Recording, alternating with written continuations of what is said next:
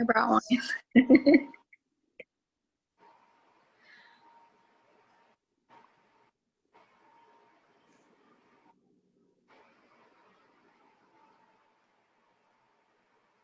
Oh, great. Hi, everyone coming in. Welcome. We're going to start in just a minute. You're in the right place.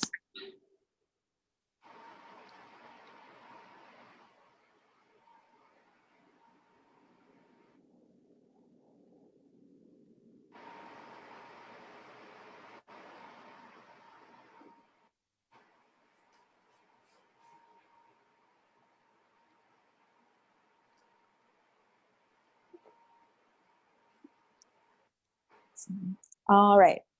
Hi, everyone. My name's Car. I'm a bookseller at Green Apple Books on the Park. I'm working remotely today. I'm really glad you folks could join us. Thanks. Today, we're going to have Matt Ortile, Nicole Chung, and Cinelle Barnes are here to discuss Matt's book, The Groom Will Keep His Name, and other vows I've made about race, resistance, and romance. All of the authors that we have here today, all of their books are available for purchase on our website. They should just be on our homepage. If you go to greenapplebooks.com, they will be there. If you would like a signed copy of Matt's book, you can put it in your shopping cart on our website, and in your order memo, just write book plate or signed copy, and we'll make sure to get one to you.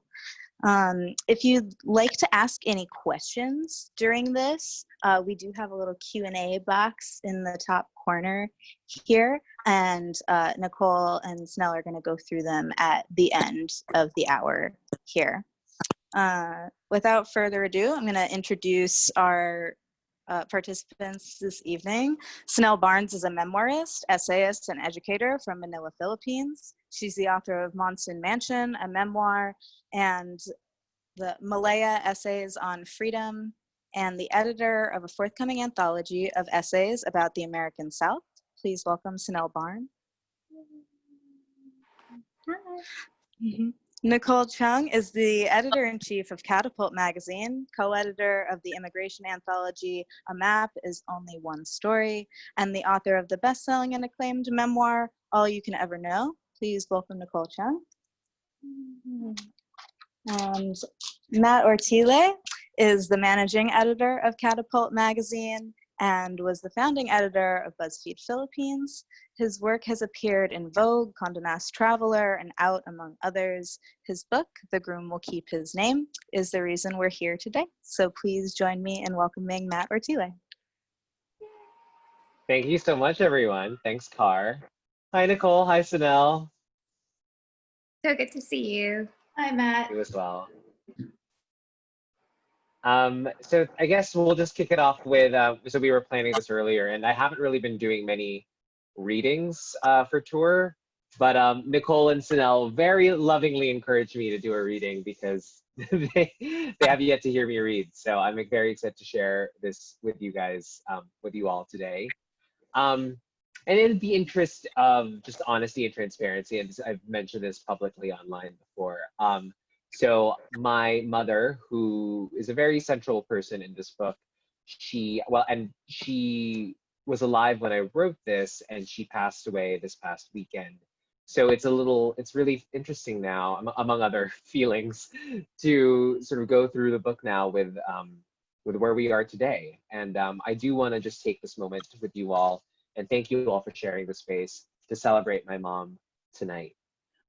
So I'll be reading a short excerpt from the last chapter of the book. It's the titular chapter, The Groom Will Keep His Name, and it's the chapter where I sort of reckon with what it means, what the wedding industrial complex is, and what marriage means for me, and what it might mean for other people.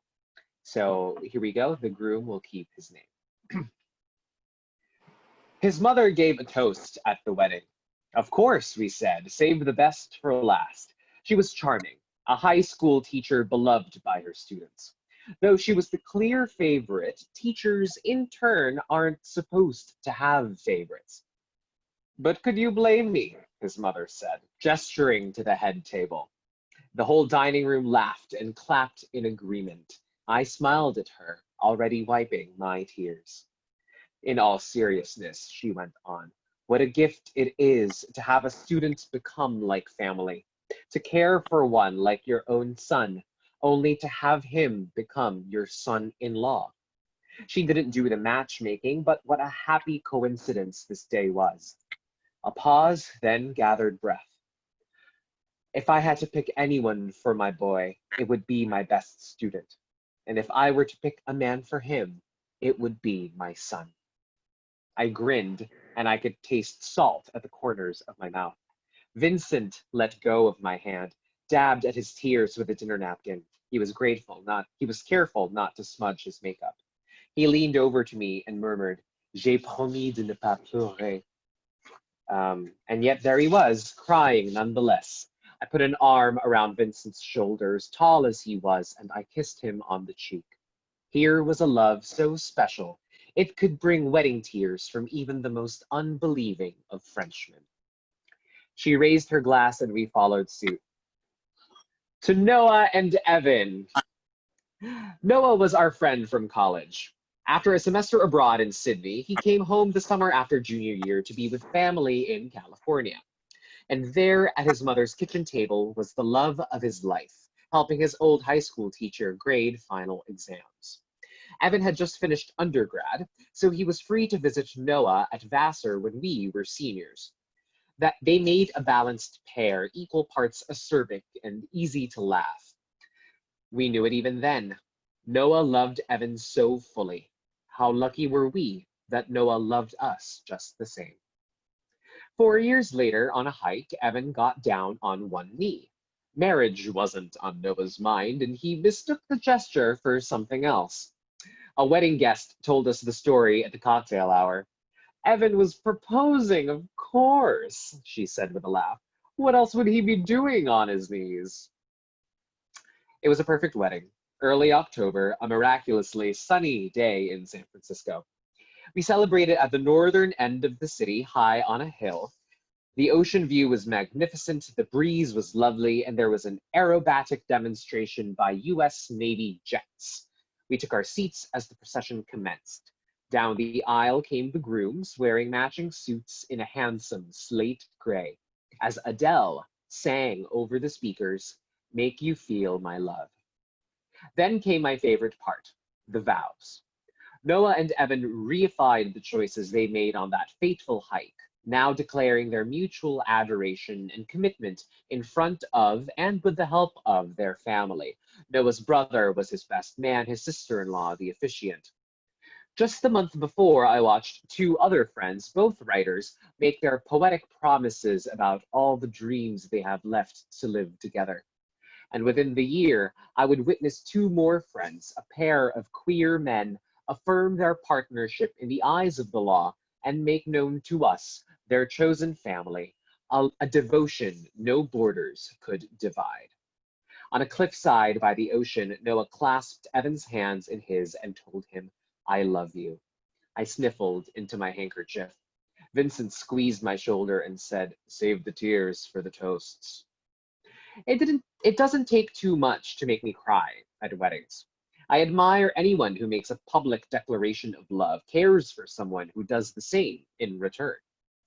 The first time I cried at Vows was at my mother's wedding to my stepfather in 2005 at their civil ceremony in Las Vegas. Before her father, her brother, new friends and old, my mother promised to the man she loved her lasting affection, her full companionship, and her unwavering faithfulness. My stepfather mirrored her in kind, and I sobbed as they exchanged wedding rings, the ones they still wear today, the ones that inspired their vows. For their rings, my parents went to Cartier, bought a pair from the jeweler's Trinity collection. Each ring is a set of 3 interlaced bands in 3 different golds that represent the 3 components to a lasting marriage.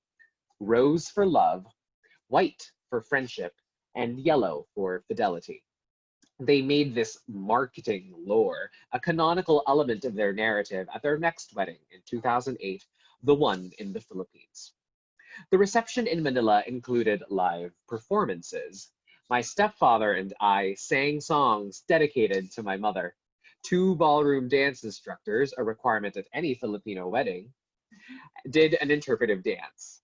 This was how we told the story of my parents' romance, an epic spanning years and thousands of miles.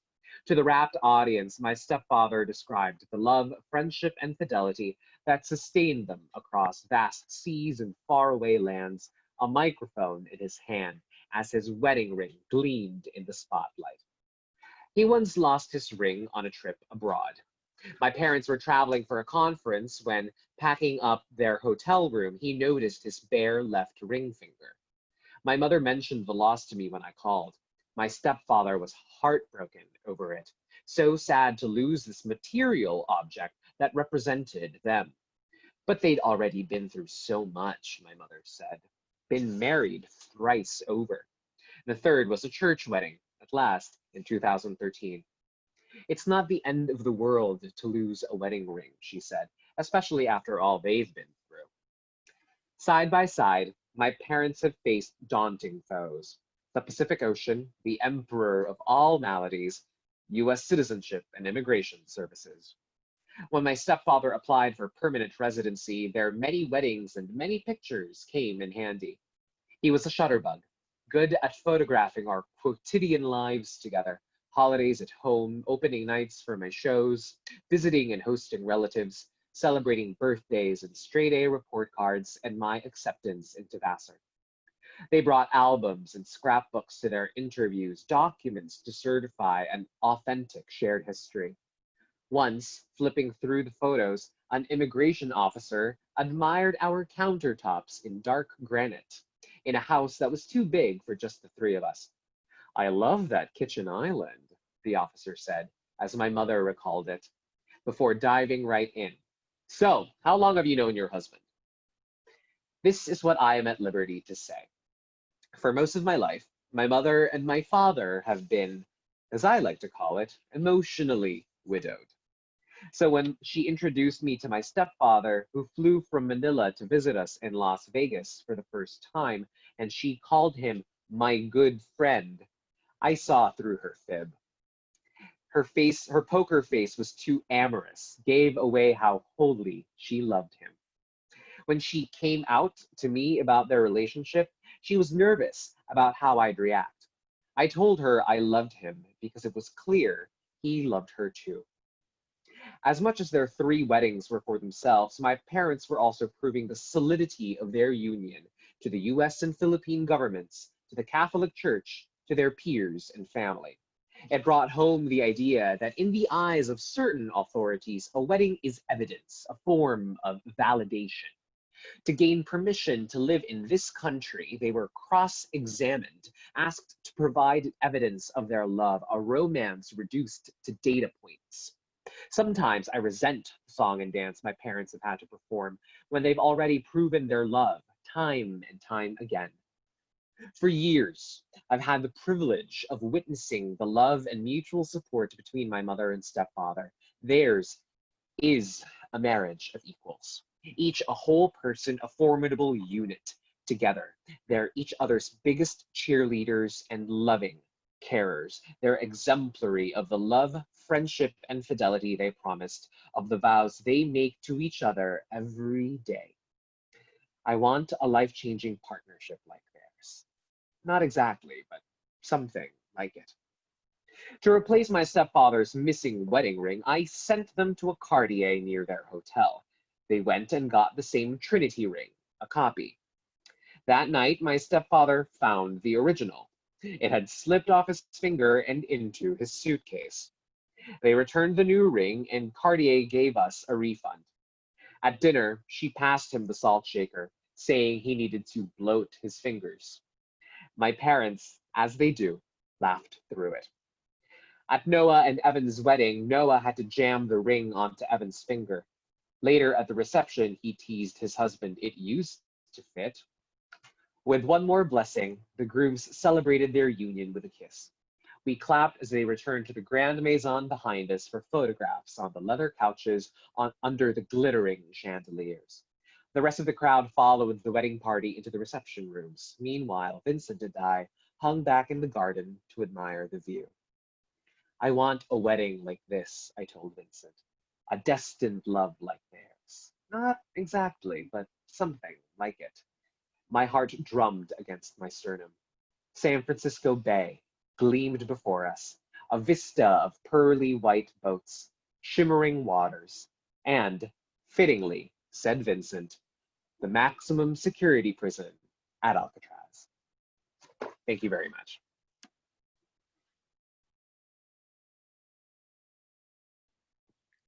Thank you so much for indulging us and reading. I hope we weren't like too pushy. I was just so excited to hear you read because I haven't had the pleasure before. So Thank you for the encouragement. It's one of my favorite chapters in the book too. So we talked a bit. I'm just going to get us started. I'm really excited to be here with you and Cinelle. So you write a lot in this book actually about like your journey through writing and your editing career as well, and kind of how you got started. And but of course, not all writers or editors wind up writing publishing an essay collection. So I guess my first question is just, where did this particular book come from? Why did you feel that you had to write it? It came from just the desire to want to publish a book generally. And if I said to myself, what would that book look like? And, you know, for better or for worse, like one of my first characters that I first imprinted on was Carrie Bradshaw of Sex and the City. And so, of course, writing about relationships and sex and love was in a book and in a column, right? And then eventually in a book. Sort of serial episodic form was really like kind of a blueprint for me. And so when I first started to going, you know, putting a proposal together, talking to editors, talking to some agents, a lot of folks were maybe a little bit confused about what this was supposed to be or what it could be. And I said to myself, okay, what do I do then to make this more specific to myself? Because there are so many people working on, you know, millennial dating even. And so for me, what that meant was, okay, it's about me moving through a space like America, a space like New York City in particular, as a gay Filipino immigrant, really just trying to find home. And the more that I worked on this proposal, I really started to figure out, okay, well, what are the other sort of contexts that I inherit as someone who is gay, Filipino, and an immigrant? So I really leaned on, you know, Philippine history, colonial history, the shared history of the Philippines and America. The Philippines was for about 50 years a colony of America. So I thought about, oh God, colonialism and sex really go together, because here was a brown entity that was supposedly being saved by a white entity. And that's how very much I saw myself in my early 20s and mid 20s, as sort of a brown body to be saved by whiteness. And I was hoping that assimilation would grant me that sense of belonging. And now, as we're all having these conversations, given the current uprising that we're feeling right now, that white supremacy is actually operating and succeeding when it tells people in that system that that's how you survive, that you bend to this system. And really, we have to be active and to understand ourselves enough to dismantle this, you know, this society that we live in and build something better in its place. So that's also something that just developed as I was writing the book, even after I sold it. So I was very lucky that I was given the space to let this book grow, even after, you know, the ink had dried on the contract and we said we would expect one thing. But really now, you know, the book that I started in 2016 is different from the book that we have now in 2020. And I'm glad for it, because 2020 is not what we expected. Matt, I had a, since you had brought up Filipino history, right? And I felt like I was back in high school in the Philippines through parts of this book.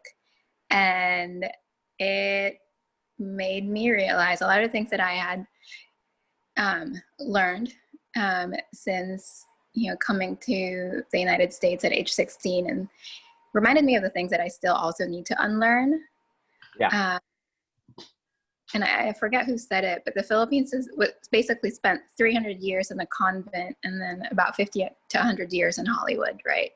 And that's us. And all of it kind of created in us collectively, and I know a lot of us have also internalized all of this, a very performative culture Yeah. Very performative culture. And I was wondering, this book is so cerebral, but also so anecdotal, which I love about essay collections. When they're that way, I feel like I know you as a writer and I know you as a person. And what I thought might be sweet for our viewers and readers right now is maybe you can share one or two things that you describe in the book that you've had to unlearn. For sure. I mean, one of those things is absolutely the model minority myth, right? That we, kind of is imposed on us as Asian Americans in this country, where in order to survive in under the system of white supremacy, is that we have to be silent very often, and so that we kind of hold that there is this internalized anti-blackness that we carry because we are not white, but we are not black, and the goal, it seems to be, is to aspire to whiteness and to approximate that as much as we can and be given an avenue to progress, but only so much under the way that this country is built. And so we hold at an arm's length people we have more in common with than we are different, right? And so I think that is something that I have had to really let go of but at the same, and then embrace letting go of the idea that I need validation from whiteness, whether in romance, whether in career, in my professional life, everything. And at the same time, really stand in solidarity with the Black people, with Latinx folks, with Indigenous folks, everybody else, that we do have a shared history of oppression, which is also very different, but we have more in common with people who are not white than white people. And so that's, I think, one thing that I've had to sort of parse. And that's something that we currently go through every day. That's an active action that we always have to consciously put into motion. And I think another thing too is that that my idea of who I will ultimately, marry, or just like, that ideal partner person, like that person isn't just going to be like, Yale graduated 2013, like, did Kennedy School. But irony of ironies, I am actually seeing someone right now who went to the Kennedy School, so that's a poor example. But the kind of idea of like the perfect partner, the prince coming in on the white horse, and very often that prince on the white horse is also white himself. So that is kind of shattered for me in a very good way, because now I feel so much more open to who I choose to share my life with. And I think part of that too has been building a community that is first and foremost my priority, a chosen family that I do talk about in the book, and that's diverse, that comes from all different backgrounds, that comes from so many different points of view, and people that I hold near and dear. And these are people, given the past weekend, in the wake of my mom's death, these are the people who have really given me so much space to hold all the relief and the grief and the joy and the sadness of everything. And so I'm so thankful for that. And it just makes me so much more excited about what the future also holds and who the people in my future will be, even though I have had to let go of someone. There's a new chapter, and it's very unfortunate that a character will no longer be coming with us. But I mean, that said, that's all just physical. My mom is with me constantly every day. So yeah, I think those are two of the things that I've had to let go of. I'm really glad that you mentioned chosen family, because that was actually my next question. I was going to ask you to talk a little bit more about that, because I think like we've already hit on some of the major themes of the book, right? Sort of you unlearning and through the process of writing this book and working on it, sort of upending these beliefs and like some more insidious beliefs about sex, about colonialism, about the model minority myth, and all of that. But one of the sort of things that you take on too is the whole concept of family, which is one that I'm like obsessed with generally. So many of us. And I wonder if you could just talk more about like like chosen family, how you knew that was going to be a major theme of the book, and then like in the forming of your own community that you talk about, like, you know, how has that community sort of nurtured your writing and the writing of this book in particular? Because, and I guess I would also just tag on to that, like if you think that's something that a lot of us do, in part because our families are very distant, right? But yeah, I would just love if you could talk more about that. That's so resonant for so many of us. For sure. I mean, I think in terms of like just how the book operates on a technical level, I really wanted to have a sort of a Greek chorus in the book, and I think my chosen family operates in that way. Like, actually off screen right now is my very good friend Kritika, who appears in the book at least 32 times. And so it was very helpful to have sort of like a character that you kind of bounce ideas off of, because I think one of the things that is sometimes a little bit difficult with essays is that you kind of want to follow the development of an argument, but then it's so hard when it's just for me, at least personally in my experience as a writer, it's hard to just sort of convince myself that in writing that I came through all of these epiphanies and realizations on my own, because that's absolutely not how it works in my life. So it was great to have characters come in. And it's interesting, one thing that I noticed about the book was that all the women have their real life names, but then all the men have their pseudonyms. Even though like friends are in there, like in the male friends, like Noah and Vincent, who I just mentioned, Evan, they all have pseudonyms because they are also tied to some of the romantic characters in the book. So if you could identify them, you could possibly identify who Adam was or Christian was. So but it was really interesting in that way. And I just have, and particularly my mom too, and that energy of, I wanted to have different perspectives, particularly in gender too, because it was really important to me to have that. As a gay man, it's going to be primarily a huge cast of men, white men in this book. So I wanted to have that diversity of point of view, and having my friends, my chosen family, as that sort of Greek chorus was really helpful in pushing some of the arguments in the book. And in terms of just like in my life, it was something that kind of came together. I talk about in the book when I realized how distant, as you mentioned, right? Like how much distance played into in my particular family arrangement. My family is based in Manila. I am the only one in my immediate family in the United States. So I had to figure out who my support network is in this city, in this country. And I talk about it in the book, in the chapter specifically about chosen families, where they are the people who give me space to take root in this land. Because very often, as you know, as Asian Americans, for me as a queer person, this land can feel so unwelcoming. And the idea of nurturing your surroundings, nurturing your community and your network, that is really just what kind of gets us through each day.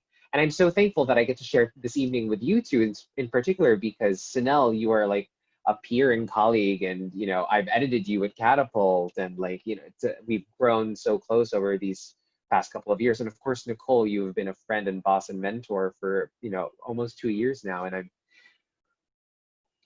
so thankful to have you two to talk to as well. And whether it's about the book or mom or anything else, it just, this kind of, I think there's one thing I get at in the book is that there's a lot of emphasis on nuclear family and sort of traditional models of family, which are fantastic, you know, but sometimes for very many people, it can be a little bit limiting, or the family of origin that they're, you know, perhaps born into can feel very stifling or very unwelcoming, even violent. So I wanted to make sure that readers saw a model of just like what it means to pick and choose and build your own family the way that is most authentic to you and most helpful to you and most safe to you. So I'm very glad to have come to that realization in writing the book and what that value is in chosen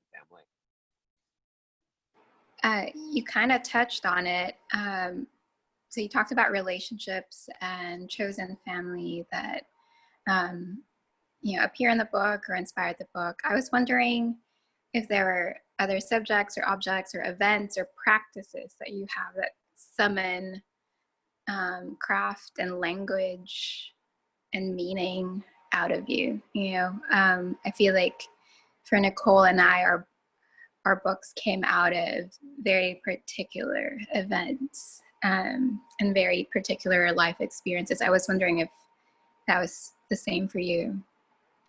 Ah, I love this question. Thank you. Because actually this is something that I've been thinking about in like sort of sketching out the next project.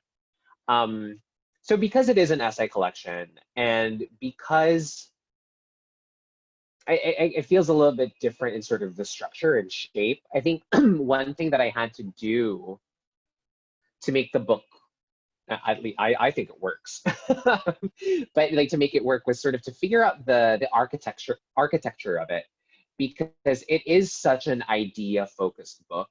Like the sort of ultimate model that I've landed on with it is that there's 10 essays and each essay is focused around a particular myth, whether it's weddings, whether it's the idea of memory and history, whether it's this stereotype of the Vassar girl that I sort of put on and played as a costume. So each one is like so much more focused on dismantling that as sort of the bigger project of the myths that we're told in American society. So figuring out, right, like the anecdotes, where the narrative elements come in, where the events come in, it was tricky trying to find the, okay, this thing happened, I'll use it in chapter 3, but that thing actually happens after this event that I'm going to use in chapter 8.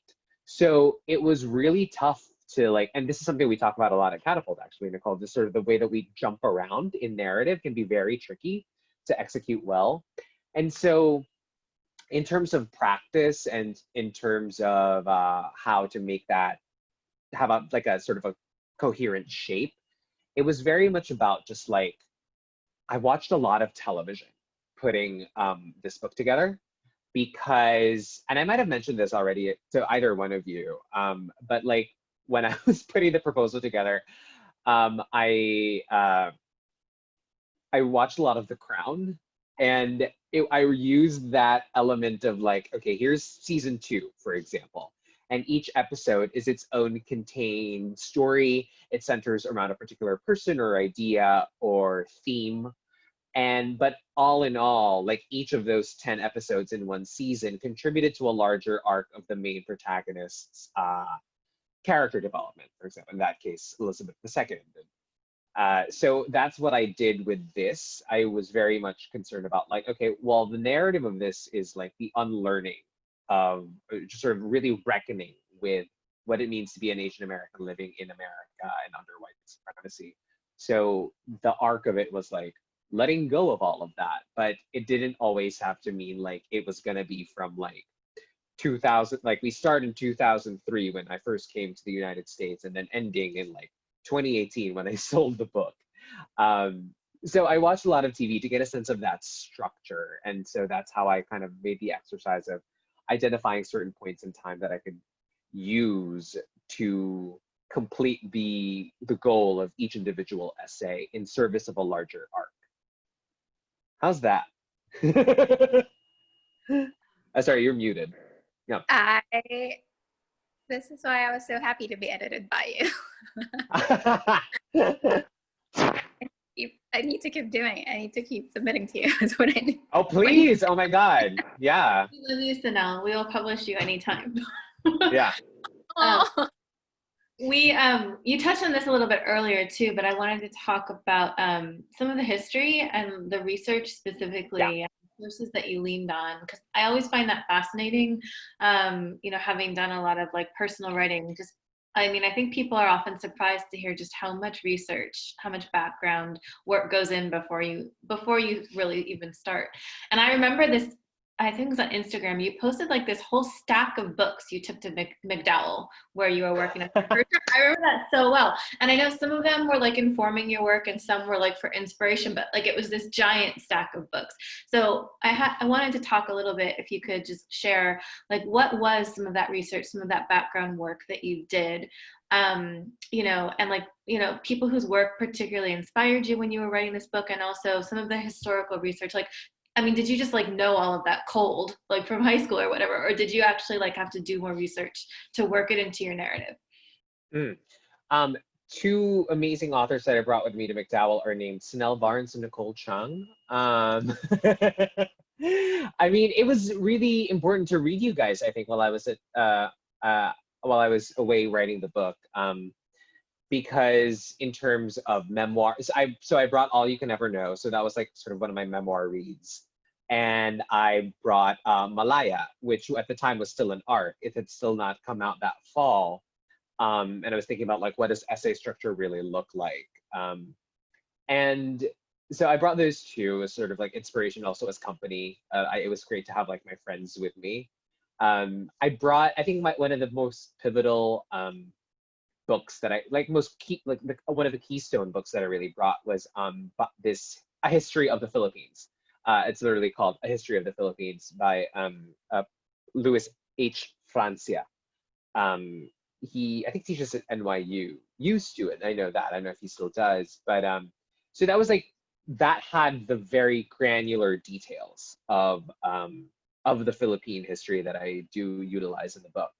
But what was interesting actually is that, you know, I didn't know it all cold. I had to sort of, and I talk about it actually in the book, where it's like, I learned all this in grade school and I was still in Manila, a lot of this, but how much of it is actually true, or not actually true, but how complete is this education of history? Like I had to, okay, yes, I knew that, like maybe 90% of that, well, what's the other 10%? But other certain things, for example, like the Delano grape strikes in California, which was a sort of united front of Filipino and Latinx American laborers in California fighting for their rights. Like I knew that in name, but I didn't know the full context of it. So I brushed up on that, not boned up, brushed up on that. And and to your point where like there is so much background that you kind of want to learn and kind of want to know, and it informs ultimately the writing, but so much of that research very rarely actually makes it into the thing. Like the book's not like a play-by-play on the strikes, or like I didn't talk about the full context of the bombing of like the Filipino Federation of America in like the turn of the century, but like I mention it. You know, it's like it's one of the goals that I've learned in writing the book of essays is that you do pick and choose the sort of most effective things that you can just sort of mention, and that they get your point across very quickly without getting so bogged down in the sort of the 101 of it. There are a few sort of material, artifacts of material culture that I use in the book. So one that I really use, and actually it's kind of come up now in sort of the conversation about what Asian American, particularly Filipino American solidarity looks like with the Black community and Black people. This comic from the Boston Globe, published in around like 1899, I believe, where it is a Filipino in brown face dressed up in sort of American, stars and stripes, and how it's the Filipino before and after expansion, so implying that they were sort of purified or civilized by being colonized by the United States. And so it was like political propaganda, but it was really to me, it was a really huge sort of icon of like, and representation of what is expected of us as Filipinos in particular to survive in American society. And then it also was a really rich item to sort of mine, because there is this sort of running metaphor of the suit and tie, which I'm currently wearing a suit, and the barong Tagalog, which is the sort of traditional Filipino dress, often worn at weddings. Like, what would I wear at my wedding, and then also, like, the funny thing is that a suit and tie in the Philippines can also be referred to as an Americana. So I talk about how the Americana is like a sense of, my armor, sort of my camouflage in the United States, and like the way that a suit makes me feel powerful and like, but also like closed off. And so it was just kind of tumbled all out of that. It was really convenient the way that like I was able to, oh wow, like I could actually connect the dots here and have it be this really strong operating thing that sort of helps the engine of the book turn. So it was really helpful to have the history and the research. But what I ultimately had to learn was like, okay, you're going to be doing a lot of the research, but you're going to use like 10% of this, if that. And so now, like going into the next book project, I'm like thinking about, I'm really fascinated by wayfinding right now and sort of the way that maybe you know, seafarers navigate the seas without a compass or anything. Is thinking about the stars, sort of the landscape, and what happens when sort of like, what if the North Star were to like go out all of a sudden? And so I'm like learning a lot about like, I mean, this great big book called The Lost Art of Finding Our Way. It's very cool. It's the history of wayfinding. And I'm like, I'm gonna read this like 550-page book and maybe use like 1 page's worth of information. But it's really fascinating because, and I think that's one of the great things about being a writer is that you just kind of get to explore what's interesting to you, and you just go from there. Well, so you said, you know, so I agree. So much research. I can't remember what year it was, but the IRS audited me because they would not believe how much like I read, like how many books I bought that year. They thought I was lying. I claimed it. You're just trying to write things off, like. She's just writing off 300 books. It's like, no, actually, we read a lot. But and you need to believe us. But so you've done all the research, you've done all the homework, you've done the distilling, right? And so I've secretly been passing this book to Filipinos here in the South, which, you know, it's really hard to come by, one, Filipinos, two, a Filipino community that I want to be a part of, and that, you know what I mean? Yes. But also just Filipino cultural anything, right? And so I've been kind of giving this to friends and acquaintances in the region, and all of them have said, this has been such a gift. And it is. It is a gift. Oh no, I'm there. Oh, you're here. What I want to know is what you hope for them to do with this gift, right? Because this book is both inspirational, all the things that live in your head and your heart, inside your body, and it's also aspirational. It's the things that you're doing outside of your body. It's your mobilization, it's your action, it's what you do with your education, what you do with your imagination. And so I was wondering, like, you know, I mean, they can do with it what they will, but what's one hope you have, or maybe you had, while conceptualizing and creating this book? I think I think the answer is I want it to be a blueprint, because that's kind of what I look for whenever I read, selfishly. You know, I very often, the things that resonate most with me, the pieces of literature that I do remember are something that helped me figure out something currently going on in my life. And now what I'm finding is that I really do enjoy working in that mode of sort of providing a roadmap of the thing that I went through or am currently going through. Like thinking about the second book, it's very much going to be a current ongoing, like, here is the process of my grief. And thinking about, you know, providing reflections for folks who might be, you know, kind of realizing and being awakened to understand their internalized colonialism or their internalized racism, the colonial mentality that we kind of inherit. And it's tough to sort of just kind of let that go by the wayside and sort of focus on a real enemy that's outside of us, when really there are multiple battlefronts to, you know, dismantling white supremacy. Just because by function of being particular, and you know, in my, I will say with confidence, by virtue of just being Filipino at all, my everything, my whole being is a product of colonization.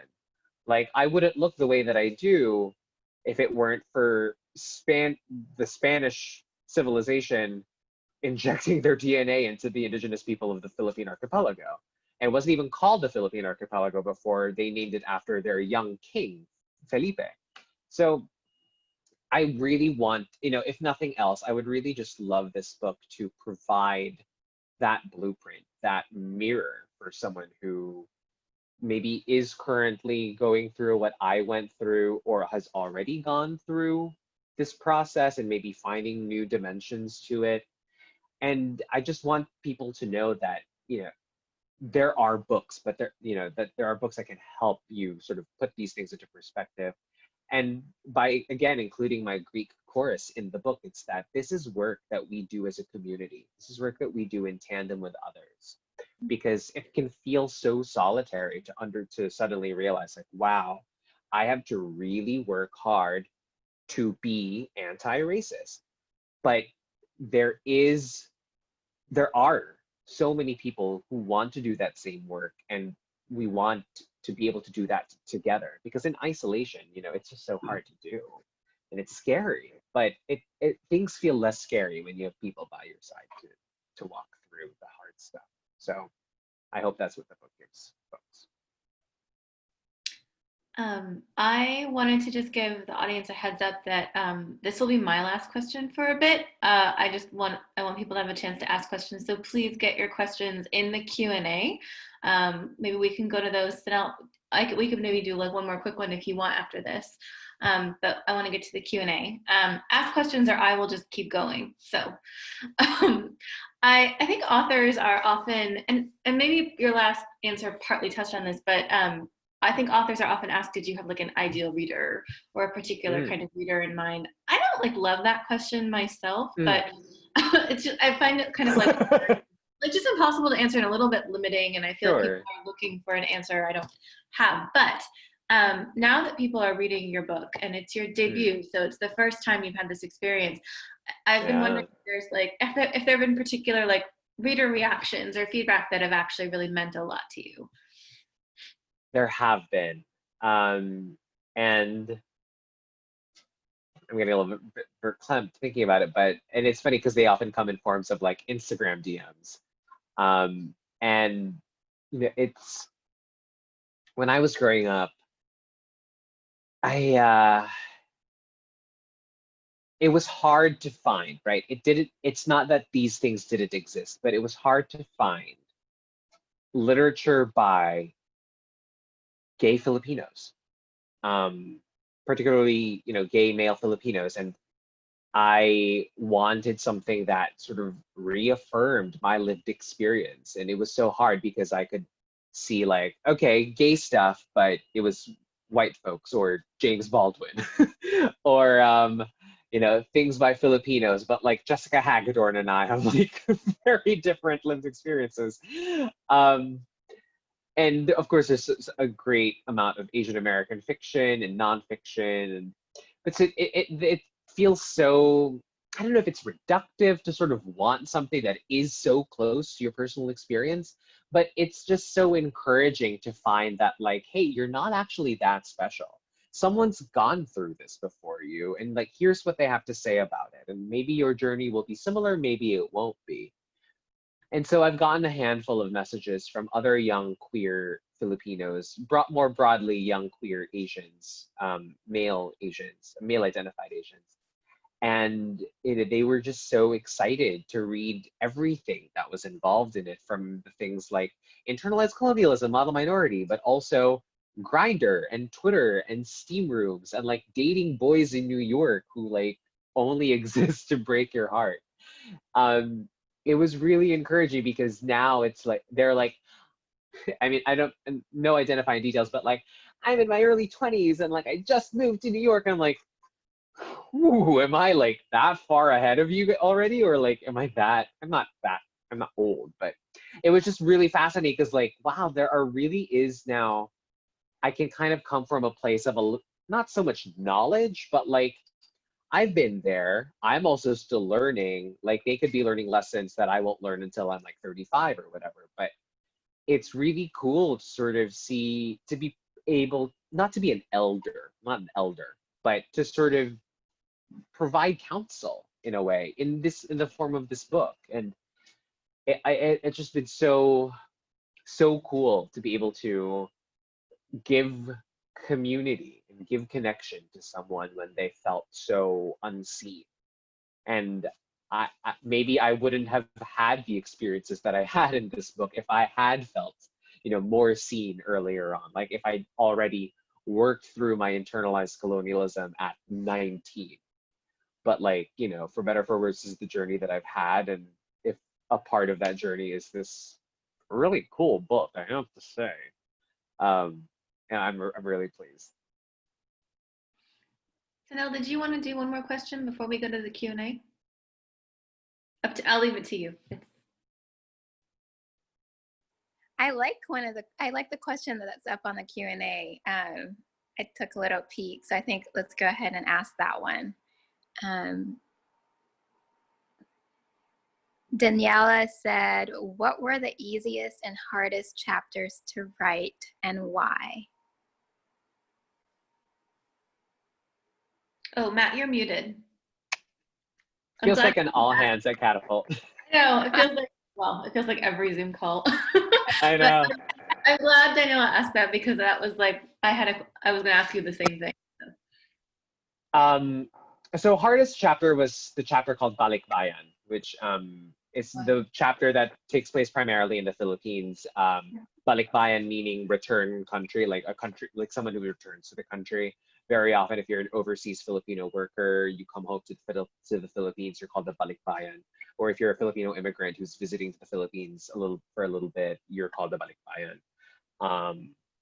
And have you been called a Balikbayan, Cinelle? Like whenever, I guess you haven't visited in a long while, right? I haven't. And so Yeah. I feel like that's going to be a whole other book. Yeah, fully. Let's talk.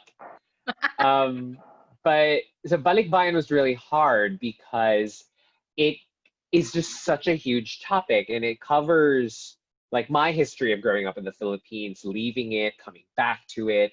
And so I remember with my editor, and I think my editor's in the call, I think this is another one of those big essays that was really bogged down by all the chronological jumping around.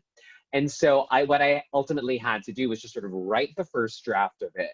And then my editor and I worked together to sort of like, okay, here's how we can arrange it so that there's not as much moving around, or that there's not a lot of constantly having to reposition yourself in time for it. So it was really cool to be able to do that. But it was also very bitter work. It was hard, but I'm very glad with where it ended up. The easiest one, I'm running through in my head right now. Actually, I think the easiest one was this chapter called Rice Queens, Dairy Queens. Because for one of the reasons was that it was one of the chapters that had existed that I knew was going to be a part of the book in every iteration of the book, every form that it was taking, every shape that it took. And it's the chapter where I talk a lot about, it was an excerpt from that chapter. It was published in LitHub last week. And it's really the chapter where I dive into ideas of what it means to desire whiteness, particularly, white masculinity and white muscularity, and how as a queer boy, very often things like underwear ads, Calvin Klein, Emporio Armani, like these things taught us what to desire and what to desire to become. So it's an early chapter in the book, and it kind of sets the foundation of like what this aspirational whiteness does for the narrative and did for me in this period of my life. So it was really, I guess it wasn't so much easy, but it was really, really fun. Because then a lot of that research, it was also, I guess what made it easy was because it was fun. And I think it was a really fast writing process too, I think. And I think the chapter that follows it, I read it chronologically relatively. And then Vassar Girl was really, really hard, which is the chapter about going to college and attending Vassar and what it means to be, favored by a very white institution while it penalized everybody who was in the same boat as you, as a brown immigrant from relatively little money. But it was really, really fun. And then that was hard. But Rice Beans, Dairy Queens, this chapter that was fun to write. There was a lot of research that I did about art, and particularly Greek art, and uh, underwear ads. Like, of course, that was fun to research and look at the pictures. So it was really fun to be able to build that narrative. And the each essay sort of has a narrative relationship narrative that's sort of carries throughout. And that particular relationship was very fun to write about. So that was really great. So those are the two. So the hardest one being Balikbayan, and the easiest one being Rice Beans, Dairy Queens, chapter 4. So Stephen says, thank you for sharing your story. Did you have any fear about sharing so much of your life as a queer Filipino? No.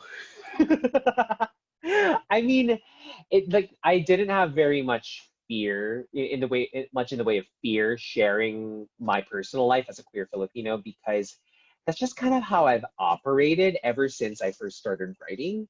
Like, I think my very first piece that I ever published, well, I actually didn't get paid for it, but while I was sort of after graduation, let's say, was this piece for BuzzFeed where I talk about finding pride twice and sort of coming to terms. And it was, I don't know how you can come to terms in 1,500 words of anything, but it was very cool to be able to say, like, I am both Filipino and gay, and I can take pride in each one and in both at the same time. So I talked about that, and I just kind of, it set an interesting precedent for the rest of the stuff that I wrote while I was there, to sort of just have this sort of radical candor.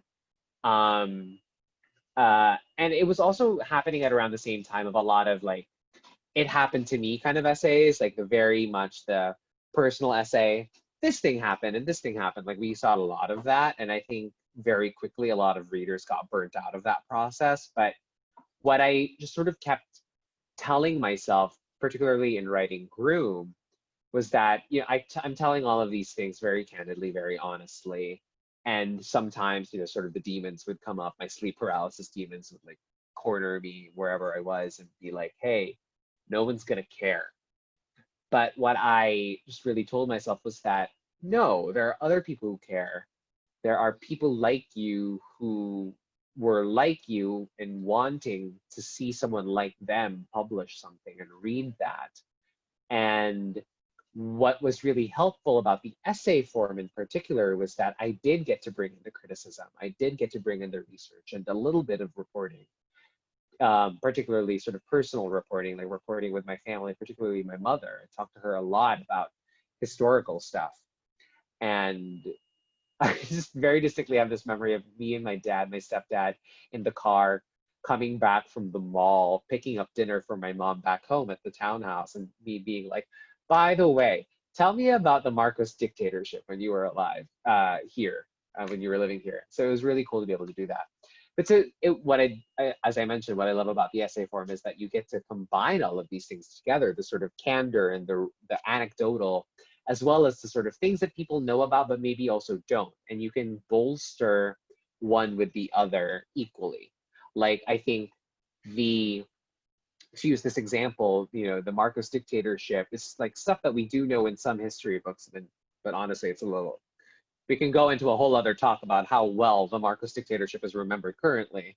But talking about the anecdotes that my mom went through, you know, like she was someone, as a little girl, she lived near the presidential palace, and you know, all of Marcos's cronies under martial law like terrorized her family and her neighborhood. So having those elements were really cool. And at the same time, sort of talking about like, you know, aspiring to whiteness, like to desire whiteness, and then talking about, oh yes, by the way, the New Yorker published this article that actually the classical beauty of whiteness in sculpture is actually a huge myth. Like, these statues had color on them, the pigments right on the marble. We just choose to not see it. So it was really cool to be able to make one all the more nuanced with the other. So I guess all of that to say, I never felt so shy to talk about my queerness and my Filipino-ness in both at the same time, because I knew that I was working from a place of both what was personal and what was, out there, historical and critical. We have another question, and maybe this is the last one. From Ariel Santos. Was there a chapter that didn't make it into the book that was hard to let go, emotionally hard to let go? There absolutely was. There was one chapter. It was a chapter called Bad Faith. And I really, I mean, ultimately, what it was, my editor and I were looking at the first draft and we were like, this is just kind of rehashing a lot of the same stuff.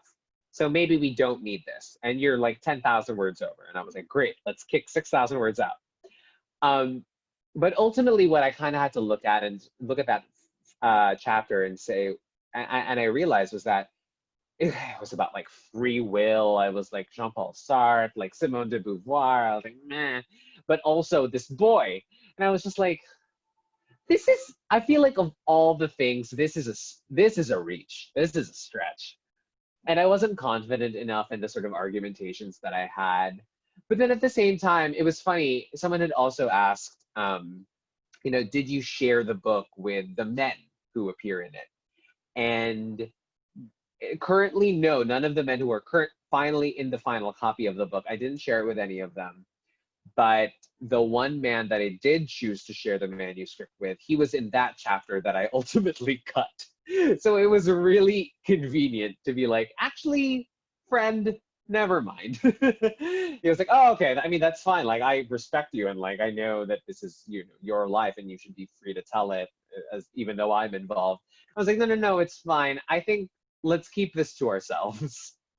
So it was nice to actually have that moment where I have felt like, God, I'm really using just everything about my personal life and turning it into content, which seems to be the ethos these days. But it was nice to sort of be able to say, no, never mind. I'm running long.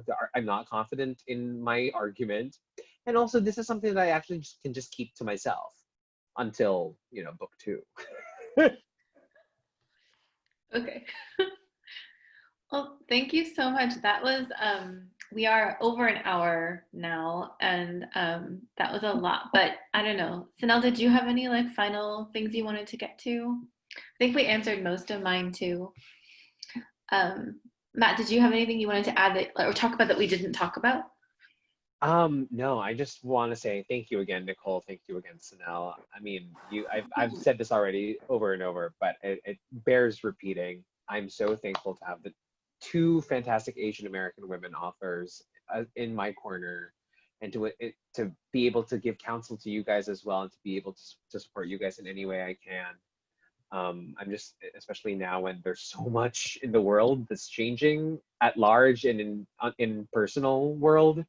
So I'm just so glad to have had this night with you guys. So thank you so much. And thank you everybody who's in the call right now. Thank you so much to Green Apple Books, our host. Please do buy Matt's wonderful book from Green Apple Books. Oh, are you going to talk about that now? You're doing a great job, Nicole. That's great. Yeah, no, thank you all so much for joining us.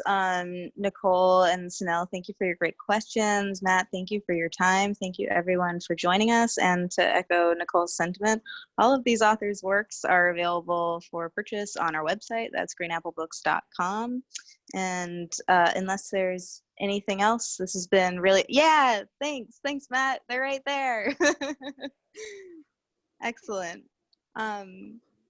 Unless there's anything else. Oh my gosh, it's so cute. Everyone has it. Okay.